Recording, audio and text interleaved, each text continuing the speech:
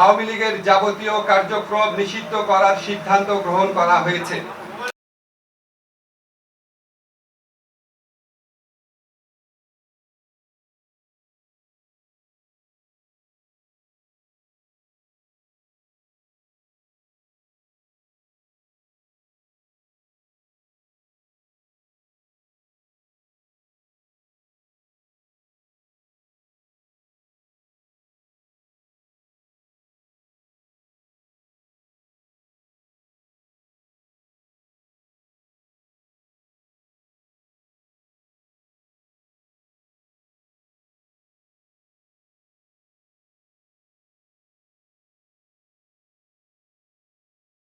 আজ শনিবার 10 মে 2025 তারিখে উপদেষ্টা পরিষদের এক বিশেষ সভা অনুষ্ঠিত হয়।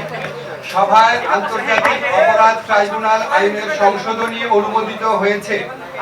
সংশোধনী অনুযায়ী আন্তর্জাতিক অপরাধ ট্রাইব্যুনাল কোন রাজনৈতিক দল, তার অঙ্গ সংগঠন বা সমর্থক গোষ্ঠীকে শাস্তি দিতে পারবে।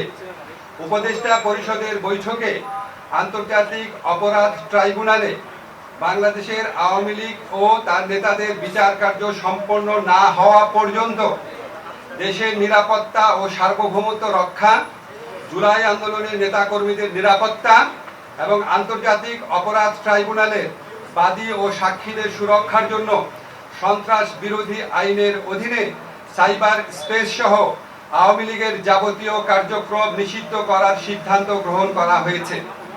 এ বিষয়ে প্রয়োজনীয় পরিপত্র পরবর্তী কর্মদিবসে জারি করা হবে। এর পাশাপাশি আজকের উপদেষ্টা পরিষদের বৈঠকে জুলাই ঘোষণাপত্র আগামী 30 কার্যদিবসের মধ্যে চূড়ান্ত করে প্রকাশ করার সিদ্ধান্ত গৃহীত হয়েছে। ধন্যবাদ।